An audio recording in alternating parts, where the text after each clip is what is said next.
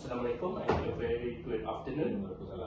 So, firstly, let me introduce ourselves. So, my name is Muhammad Rahman bin Muhammad Jalani. My name is Muhammad Hikam bin Kamarudin. My name is Aina Balakis binti Mama Asri. So, thank you for giving us the opportunity to perform the interview for our engineering ethic and Oshe assignment. Okay, firstly, can you tell us your name and a little bit of your background? Okay, first of all, my name is Muhammad Feroz. I'm JP. Currently, I serve for Jabatan Teknologi Industry. Okay. Then my background, my working background, I'm mechanical, as a general mechanical. I'm experienced. I used to be as an engineer about 5 years in composite manufacturing and 4 years in composite manufacturing and 1 year is for electronic. So, for the first question is, what is the purpose of professional code of conduct in a workplace, and how do you implement it to the company? Alright. Unfortunately, this question is must for me as I'm a teaching engineer. So the profession is professional, right? As a JP, this is a professional career. Okay, so for me, I have to ensure the company, of course, not the company, because I got makan gaji, right, for the company, to serve the business. So what they do business? So of course the education, right? So what? So who the people I'm dealing with? Student and supplier and direct. This is a direct and indirectly supplier and to that. Right. So as a professional, I have to ensure the environment, right, is safe, and of course for my direct job scope to ensure I have to make sure the people is safe and workplace safe solar, right? And any decision that I made to ensure that is not harmful to the people. I think that's all. Okay, for the second question, in your opinion, why do engineering ethics are so important to engineer? Okay. First of all, we need to understand what the engineering ethics, right? For me, there is a lot of things to consider.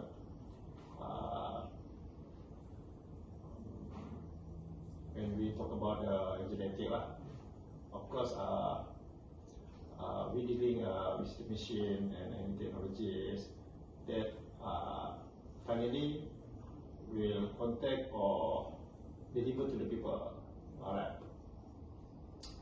So in engineering practice, of course, any working job scope or decision must be accurate and must be I think that there's the same thing to avoid from any kind that can harmful to the people. So also about the accuracy in terms of skilling, in terms of information. So for the next question, would you kindly describe the most difficult aspect of becoming an engineer in our country, Malaysia? I think nowadays to be an engineer is quite not tough. It's quite good. It's quite quite not really challenge compared previous time lah. Because we cannot say all the engineering any field is perfect enough, but it's almost. It's my point of view, right? For I mean for engineer to create a new technology totally from scratch, not the really tough situation for nowadays.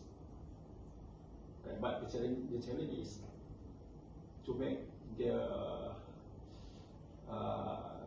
improvement from the current engineering, current technology, to be more accurate, to be more precise, to be more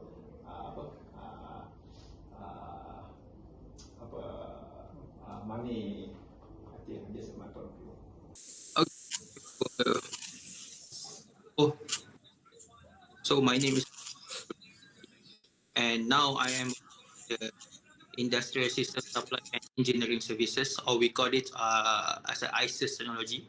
So the company is a company that provide the system integrator, which means they provide the system line for the other factory lah, just like for the conveyor and the robotic spraying system and others lah. So my position there as a project and technical engineer.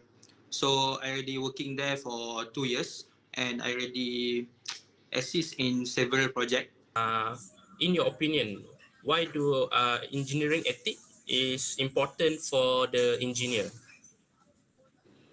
Okay, for this answer is engineering ethics are crucial for several reasons. First, they are ensure that engineers maintain their integrity and honestly in their works, guiding them on what right and what wrong, and holding them account for their action. Second, the ethnic in engineering are essentially for prioritize public safety, just like I said before. As an engineer, decision can have a far-reaching consequently and the impact life of individual and communities. Okay. Okay, so for the next question, engineer often face situations where personal interests or loyalties may be conflict with their professional obligations. So how can engineer effectively manage conflict of interest and make ethical decisions in such scenarios? Okay. Here I can give you there is a 2 point. For the first point is to maintain strong and ethical principle and integrity. So engineers should uphold strong ethical principle and personal integrity throughout their career. And then second is to disclose potential conflict of interest. Okay, which means the engineer should disclose any potential conflicts of interest of their employers, clients, and others relevant roles. This transparency allow the information decision making and help to maintain public trust.